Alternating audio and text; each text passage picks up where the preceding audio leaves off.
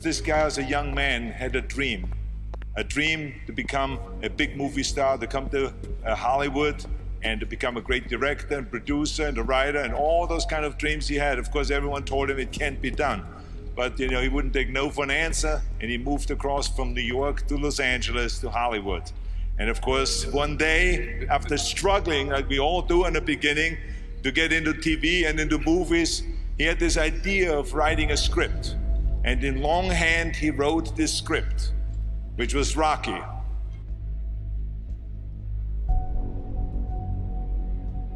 It's all about dreams, and by the way, dreams cost nothing, they're free.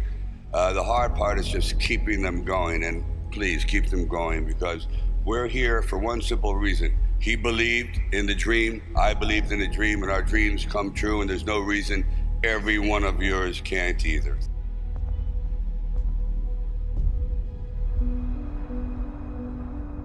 I used to sit in this little apartment, and it was a room. As a matter of fact, the room was so small, I remember I was able to open up the window and close the door while sitting on the bed at the same time. It was like 8 feet by 8 feet by 9 feet.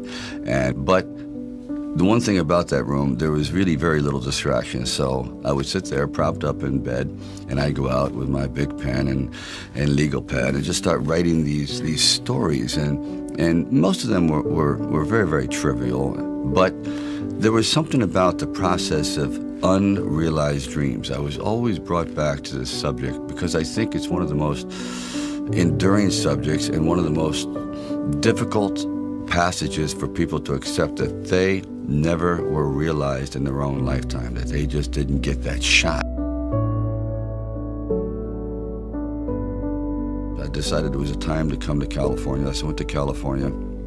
And I moved in the valley, and things weren't going very, very well there. As a matter of fact, I had to go out and try to sell my dog because he was either do that or he just was not going to be very well fed. And then one night, I went to see Muhammad Ali fight. For one brief moment, this supposed stumble bum turned out to be magnificent in the fact that he lasted and knocked the champion down. I said, boy, if this isn't a metaphor for life. His entire life crystallized at that moment. He will be remembered for all eternity, at least among the fight fans. He did something extraordinary. I said, now that is probably what I need as a catalyst for an idea. A man who's going to stand up to life and take one shot and maybe go the distance. So I started to write.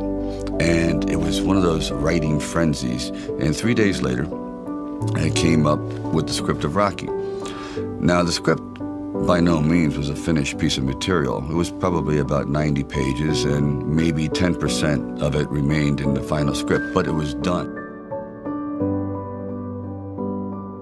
I first met Bob Chardoff and Irwin Winkler, and I believe I was there on a casting call.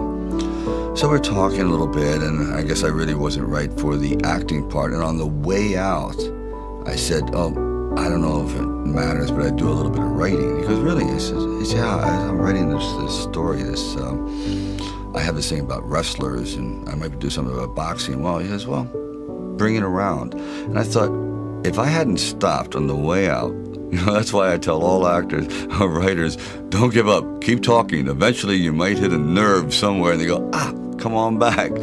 And if they didn't say, come on back, or bring it later and let's see what you've developed, I wouldn't be sitting here. So I have to give incredible credit to their insight and their patience, and they're willing to take a chance, which it doesn't exist much anymore, unfortunately.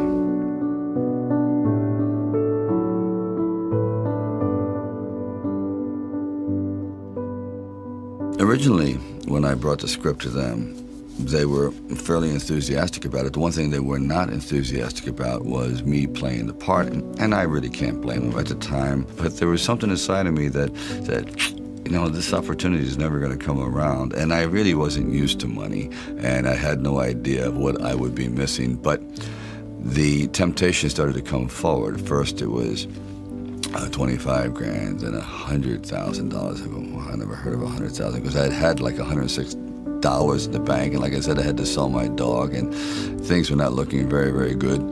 My $40 car had just blown up, so I was taking a bus to work. But still, it didn't matter. I wanted to stick with it. Then it went up to 150,000, 175,000, and it went up to 250,000. Now my head was starting to spin, and it went up to 330,000, and probably I heard it went up to 360,000.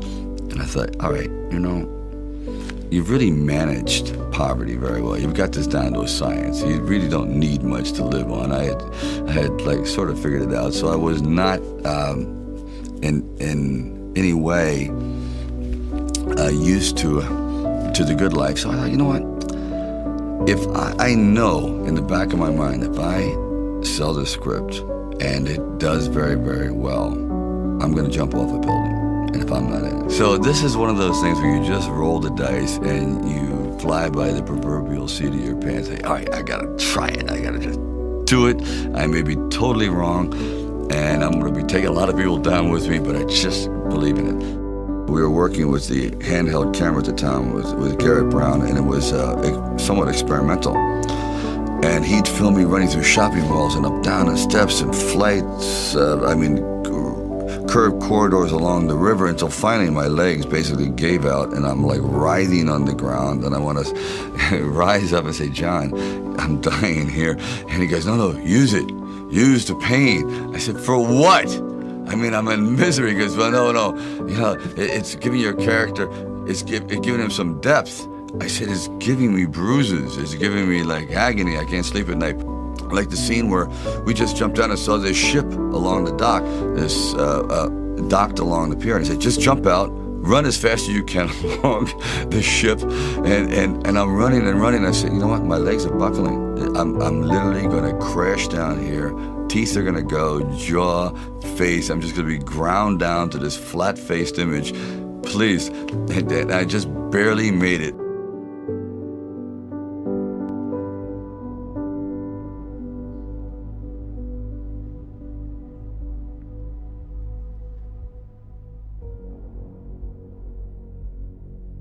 The world ain't all sunshine and rainbows.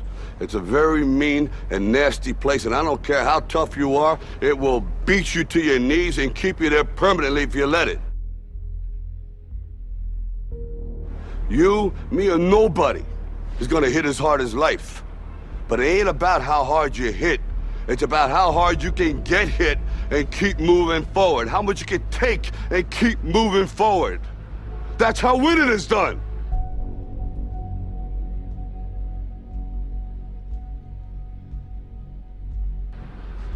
Now, if you know what you're worth, now go out and get what you're worth. But you gotta be willing to take the hits and not pointing fingers saying you ain't where you wanna be because of him or her or anybody.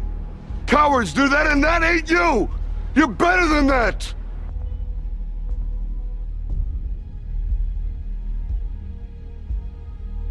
You can't be alone. To really succeed, no man really is an island. When you find the right components in your life, the right people that gel with you, then you feel as though you're invincible. It may be a fallacy, but you at least feel as though you can take all that life has to dish out.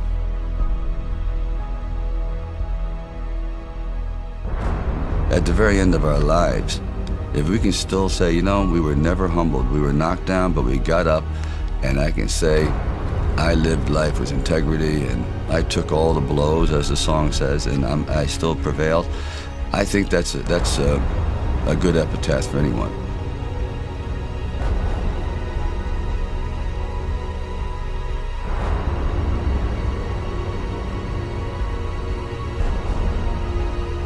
It's all about dreams, you know, and by the way, dreams cost nothing. They're free. The hard part is just keeping them going, and please keep them going, because we're here for one simple reason. He believed in the dream, I believed in the dream, and our dreams come true, and there's no reason every one of yours can't either.